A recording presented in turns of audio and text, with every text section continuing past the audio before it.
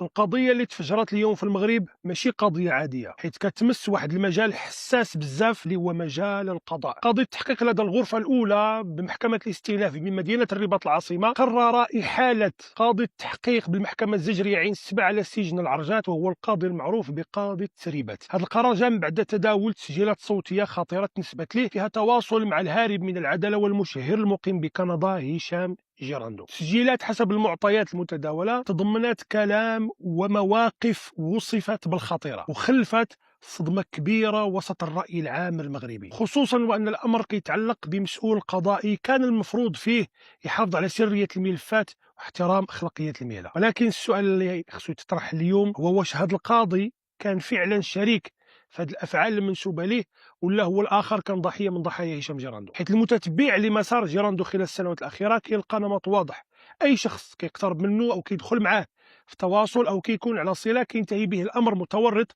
في مشاكل خطيره قانونيه او اجتماعيه او حتى نفسيه. كلنا شفنا كيفاش تورطات ابنه الاخت ديالو الطفله ملك ملف الابتزاز الخطير وهي مازال قاصر، الامر اللي وصل بها حتى تدخل الى مركز الايواء. طفله صغيره لقات راسها وسط صراعات وتشجيعات وتحريضات وتجيشات اكبر منها فقط لان جيراندو خالها مع الاسف. شفنا كذلك قضيه الشاب عمر اللي هزت المجتمع المغربي، اللي دخل في دوامه خطيره بسبب علاقته وتواصله مع جيراندو الهارب من العداله قبل ما تنتهي الماساه ديالو بانتحاره. وهي القضيه اللي خلات اسم جيراندو يدخل بقوه في النقاش القانوني والاخلاقي حول التحريض والاستغلال النفسي ديال الضحايا ديالو. وماشي غير هذه الحالات فقط، كاين بزاف ديال الناس اللي استغل جيراندو قصصهم ومشاكلهم الشخصيه وحولها المحتوى للتشهير والابتزاز وتصفيه حسابات باسم فضح الفساد وكشف الحقيقة، بينما النتيجة كانت تدمير أسر وتشويه سمعة أشخاص وإدخال ناس في متابعات وقضايا. اليوم مع اعتقال هذا القاضي كيتأكد بأن الدولة المغربية تتعامل بصرامة مع أي شبهة تمس مؤسسات الدولة أو أسرار المهنة أو التخابر مع جهات كتستغل المعلومات الحساسة.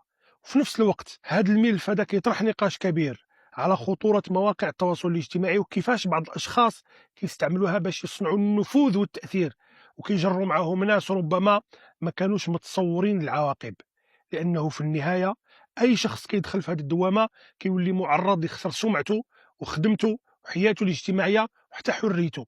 وهذا الشيء كامل خاص يكون درس للجميع. ماشي أي شخص مشهير على الانترنت يعني أنه موثوق، ماشي أي شخص كيهضر باسم فضح الفساد أو الانتصار للمظلوم راه فعلا يفضح الفساد وينتصر للمظلوم. القانون فوق الجميع، وأي تلاعب بالمعلومات الحساسة أو استغلال الناس أو إفشاء لأسرار المهنة راه النهاية ديالو غالبا كتكون مؤلمة. وفي انتظار ما ستكشف عنه التحقيقات الرسمية تبقى البراءة هي الأصل حتى تثبت الإدانة بحكم نهائي قضائي.